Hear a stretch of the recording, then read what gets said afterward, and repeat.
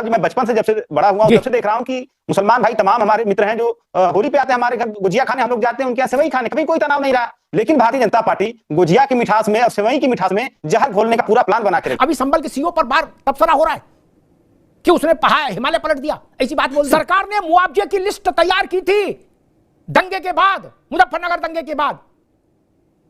उस लिस्ट को supreme court ने क्या कह के कैंसिल किया था? मौलाना साहब आप भी सुन लीजिए, आगे कब आएगी ये बात। सुप्रीम कोर्ट ने कहा था इस लिस्ट में केवल मुसलमानों के नाम क्यों हैं? क्या सच नहीं है कि श्रीमती सोनिया गांधी और राहुल गांधी गए थे वहां? दो शिविर थे दंगाग्रस्त पीड़ित लोगों के, एक हिंदू और एक मुसलमान।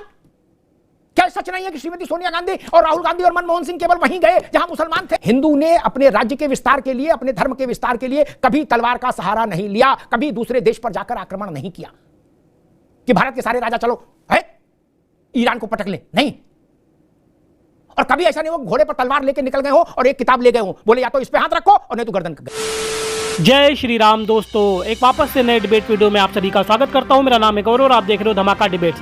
दोस्तों धमाका डिबेट्स के एक और नए डिबेट वीडियो में आप सभी का स्वागत करते हैं। दोस्तों आज का जो वीडियो है बहुत ही ज़्यादा धमाकेदार होने जा रहा है। वरिष्ठ पत्रकार अमिताभ मल्होत्रा जी की डिबेट का रिएक्शन वीडियो है। तो आज के रिएक्शन वीडियो में आप लोग देखेंगे जिस तरह से जो है उत्तर प्रदेश में होली के त्यौहार को लेकर जिस तरह से संभल में खास करके जो अलर्ट बचा हुआ उसको लेकर आज की डिबेट थी। आज की डिबेट में आप लोग देखेंगे जो समाजवादी पार्टी के प्रवक्ता अशोक यादव है, दोस्तों ये लोग जो है मुस्लिम तुष्टीकरण के लिए कुछ किसी भी हद तक जाने को तैयार हैं। ये लोग जो है संभल के जो सीओ अनुज चौधरी है उनके पीछे पड़े हुए हैं। जब से अनुज चौधरी ने बयान दिया था कि भैया जिनको रंग से परहेज है वो अपने घर में रहें, रंग जब चले तो उस टाइम बाहर ना निकले, इस बात को लेके जो है ये अशोक यादव बहुत ज़्यादा तिलमिलाया हुआ और बोल रहा है कि वो संभल का सीओ इस तरह का बयान कैसे दे सकता है।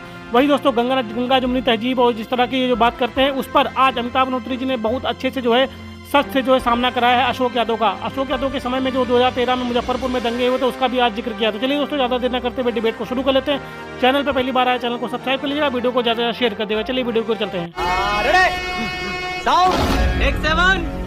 अमिताभ जी देखिए बहुत बार ऐसा माहौल बना है जब होली रमजान साथ में अभी, लेकिन समस्या यह है कि हम लोग आज की जो तपिश, जो होली और रमजान की जो तपिश है, इस तपिश पर चर्चा कर रहे हैं। लेकिन ये तपिश पैदा कहाँ से हो रही है? मेन ऑब्जेक्टिव, मेन विषय वो होना चाहिए। तपिश पैदा कहाँ से हो रही है? ये तपिश पैदा हो रही है आरएसएस और भारतीय जनता पार्टी के हेडक्वार्टर से। वो आपने कहा ना कि राजनीतिक दलों को लग रहा है कि खाली फूली सब निकल जा रहा है, वही बात मैं भी कहने जा रहा था कि ये जो तपिश पैदा करने वाला केंद्र जो है आरएसएस और भाजपा का मुख्यालय, जहां पे ये विचार हो रहा है कि अरे यार होली निकल जा रही है खाली पीली, रमजान निकला जा रहा है, हमारी दुकान पे जो ऊंची दुकान फीके पकवान क्यों है, दुकान सजाओ यार। कहा अब दुकान सजाने के लिए क्या चाहिए? सीओ संभल का बयान चाहिए, बलिया वाली केतकी सिंह विधायक का बयान चाहिए और वो रघुराज सिंह मंत्री का बयान चाहिए। ये दुकान की जो रंग रोगन करने के लिए ऐसे लोग रखे जाते हैं। मैं बचपन से जब से बड़ा हुआ हूं तब से देख रहा हूं कि मुसलमान भाई तमाम हमारे मित्र हैं जो होली पे आते हैं हमारे घर, गुजिया खाने हम लोग जाते हैं, उनके यहाँ सेवई खाने, कभी कोई तनाव नहीं रहा। लेकिन भारतीय जनता पार्टी गुजिया की मिठास में और सेवई की मिठास में जहर घोलने का पूरा प्लान बना के रखी थी।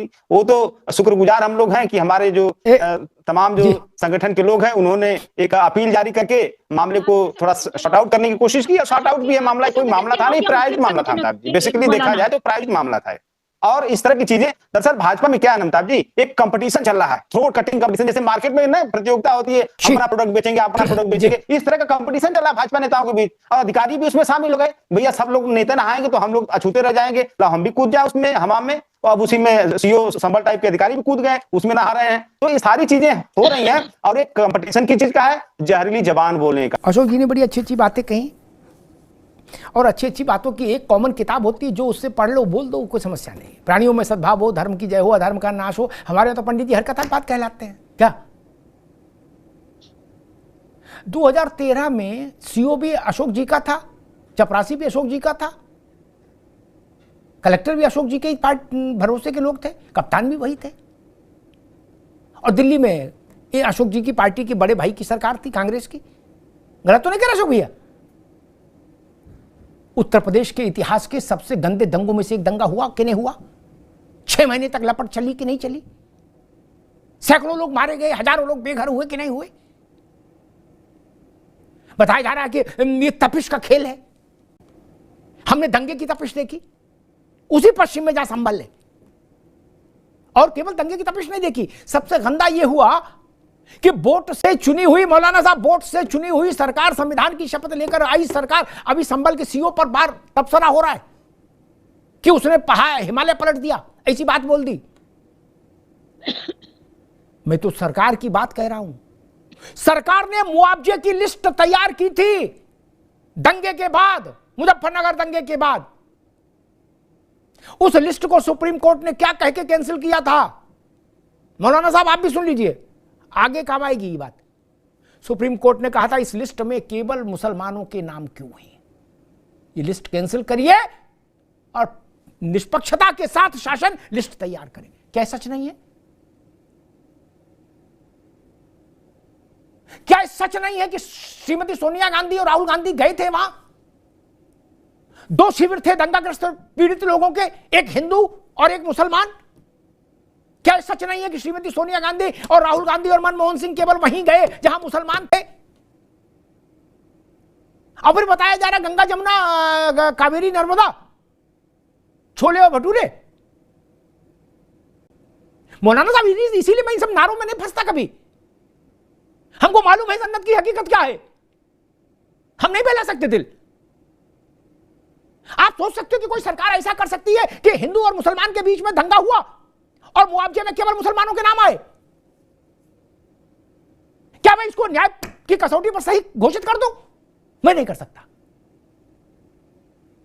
इसलिए मेरा कहना यह है, और उस वक्त तो विपक्ष की सरकार केंद्र में थी, जो आज जो विपक्ष में उन्हीं की सरकार केंद्र में थी और उन्हीं की सरकार उत्तर प्रदेश में थी। इसलिए चीजें इतनी सरल नहीं। 2-4 साल पे ये नफरतें क्यों पनप रही? मगर मेरी भी एक अपील है हिंदू भाइयों से, आप जबरदस्ती किसी पे रंगो गुलाल मत डालिए। देखिए पढ़ जाना अलग है, जबरदस्ती डालना अलग है। नहीं मौलाना साहब, पहले रुकिए, आप सुन लीजिए मैं क्या कह रही हूँ।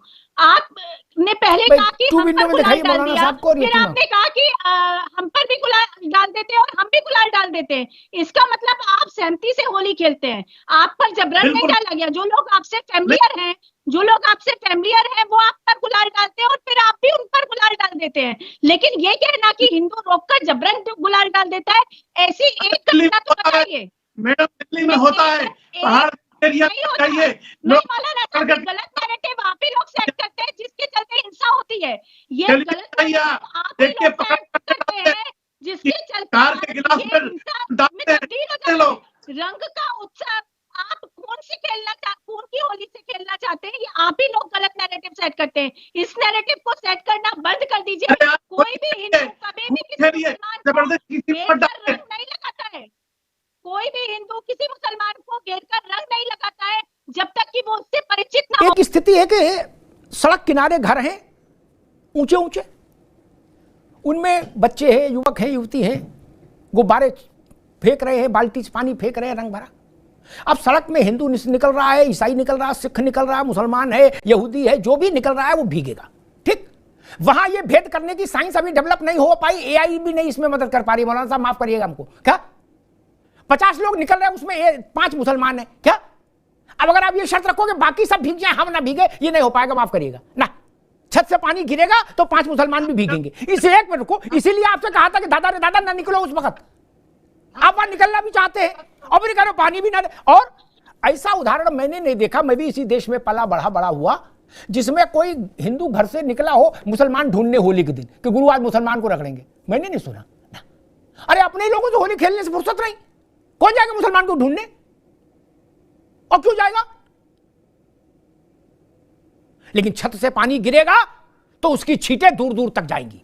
हिंदुस्तान में वाजपेयी जी ने एक बार कहा था कि हिंदुस्तान में जितना मुसलमान सुरक्षित है दुनिया के किसी देश में सुरक्षित नहीं। और इसी बात को जावेद अख्तर ने भी कहा था, मौलाना साहब। मैं भी कह रहा हूं। और मौलाना साहब तो दुनिया भर घूम के आए हैं, कहीं सुरक्षित नहीं इतना मुसलमान। और वो इसलिए नहीं कि समाजवादी पार्टी है यहां, ये कांग्रेस है, वो इसलिए क्योंकि हिंदू के रक्त में सद्भाव है। अमिताभ जी देखिए, न सिर्फ हिंदू के रक्त में सद्भाव है बल्कि हिंदुस्तान के रग रग में सद्भाव और भाईचारा है। हिंदुस्तान के रग रग में सद्भाव भाईचारा है। और सहिष्णुता एक शब्द है जिसका सबको पालन करना चाहिए। हिंदुस्तान में रहने वाले चाहे कोई भी धर्म हो, सभी लोग उसको पालन करेंगे, तभी हिंदुस्तान का जो असली तस्वीर है वो तस्वीर उभर के आएगी। मैं अपनी ही बात पर कायम हूं कि हिंदू के रक्त में सद्भाव है। अशोक जी ने जो उसमें जोड़ा, मैं उसके साथ खड़ा नहीं हो सकता ना। बिन कासिम से लेके और आज तक कई हजार घाव है, कई हजार घाव। 7वीं शताब्दी में बिन कासिम आया था, अशोक यादव जी, तब से लेके आज तक कई हजार घाव है भारत माता की छाती में। आप हमसे टेस्टिमोनियल चाहते हो? नहीं। वो कौन लोग थे जिन्होंने हिंदुस्तान को रौंदा? और आज भी वो कौन लोग हैं जो अशांति फैला रहे हैं? बहुत सारे मसले हैं। इसलिए यह बात दुरुस्त है कि हिंदू ने अपनी धर्म के विस्तार के लिए और राज्य के विस्तार के लिए, मेरी बात को गौर से सुनिएगा अशोक जी, मौलाना साहब भी बड़े काबिल व्यक्ति हैं, वो मेरी बात को तर्क के आधार पर जरूर पुष्ट करेंगे। हिंदू ने अपने राज्य के विस्तार के लिए, अपने धर्म के विस्तार के लिए कभी तलवार का सहारा नहीं लिया, कभी दूसरे देश पर जाकर आक्रमण नहीं किया कि भारत के सारे राजा चलो है ईरान को पटक लें, नहीं। और कभी ऐसा नहीं हो घोड़े पर तलवार लेके निकल गए हो और एक किताब ले गए हो, बोले या तो इस पे हाथ रखो और नहीं तो गर्दन गई। कभी नहीं किया। कब हिंदुओं ने मस्जिद तोड़ी दूसरे देश में जाके? मौलाना साहब कभी नहीं तोड़ी, लेकिन दूसरे देश वालों ने आके यहां मंदिर तोड़े। ये बात है, इतनी सच्चाई तो मानो भाई। मौलाना साहब ने कहा कि मसला हिंदू मुसलमान का नहीं है, इतना सरल भी नहीं है विषय। मौलाना साहब माफ करिएगा, एक बात कहूंगा अशोक भाई, आपके भी उपयोग में आएगी वो चीज। जब भाजपा पैदा ही नहीं हुई थी मौलाना साहब, और जनसंघ की हैसियत नहीं बनी थी, मेरी बात जरा गौर से सुनिएगा, जब भाजपा पैदा नहीं हुई और जनसंघ की हैसियत नहीं थी कुछ ज्यादा, अशोक जी ये सुन लीजिए, पार्टी में डिस्कस करिएगा, तब इस देश में सबसे गंदे दंगे हुए। क्या सीरीज में होते थे? क्या अलीगढ़ हर हफ्ते दंगा, बरेली हर 5वें 6ठे दंगा, कर्फ्यू, छुरेबाजी, कांच की बोतल, घूपा घापी, जयपुर, अजमेर, जोधपुर, पूरे उत्तर पश्चिम भारत में साप्ताहिक बाजार जैसे लगता है ना मौलाना साहब, वैसे साप्ताहिक दंगा होता था। साप्ताहिक दंगा, पीढ़ियां बड़ी हो गई कर्फ्यू में ही, और आप कह रहे हो कि नहीं वो मसला ये नहीं, तो मसला क्या था भैया? और इस बात पर अशोक जी की पार्टी को भी चिंतन करना चाहिए कि जब ना नरेंद्र मोदी थे, ना योगी आदित्यनाथ थे, ना भाजपा थी, ना भाजपा की इतनी शक्ति थी, जनसंघ छोटी सी पार्टी थी, नेता भी कम थे, कार्यकर्ता भी कम थे, तब ये दंगे क्यों होते थे? तब तो कांग्रेस ही कांग्रेस थी मौलाना साहब, तब ये दंगे क्यों होते थे? कोई तो जवाब देगा कि नहीं देगा? मजा आया। खत्म, bye bye, tata, good bye, गया। तो दोस्तों वीडियो हो चुका है समाप्त, और यहाँ तक वीडियो देखने के लिए आप सभी का धन्यवाद। आप सभी से रिक्वेस्ट करते हैं, यदि चैनल पे पहली बार विजिट कर रहे हैं तो चैनल को सब्सक्राइब करना ना भूलें, साथ ही साथ बेल वाला आइकन प्रेस करके ऑल पे क्लिक कर लेना, जिससे जब भी हम वीडियो अपलोड करेंगे उसका नोटिफिकेशन आपके फ़ोन पर आ जाएगा। तो चलिए दोस्तों आज के वीडियो की बात कर लेते हैं। दोस्तों आज के वीडियो में आप लोगों ने देखा कि जो अशोक यादव करके जो समाजवादी पार्टी के प्रवक्ता हैं, वो एक तरीके से जो है मुसलमानों को भी सद्भाव और वो बात करते हुए नजर आ रहे हैं। जिस तरह से अभी अमिताभ नोत्री जी ने बोला कि हिंदू जो है सद्भाव के साथ रहता है, इसीलिए यहाँ पे मुसलमान सुरक्षित है, वरना देश के किसी भी दुनिया में जाओ वहाँ पे जो है मुसलमान आपस में लड़ रहे हैं। दोस्तों इस आज की डिबेट में आप लोगों ने देखा कि अशोक यादव ने जो है संभल के सीईओ अनु चौधरी का भी मुद्दा उठाया। दोस्तों ये लोग जो है मुस्लिम तुष्टीकरण के लिए किसी भी हद तक जाने को तैयार रहते हैं। आप लोग क्या सोचते हैं इस विषय पे कमेंट करके जरूर बताइएगा। ऐसे वीडियो आगे भी आपको हमारे चैनल पे देखने को मिलते रहेंगे। तो इस वीडियो को यहीं पे समाप्त करते हैं, मिलते हैं आपको किसी और वीडियो में, तब तक के लिए जय श्री राम।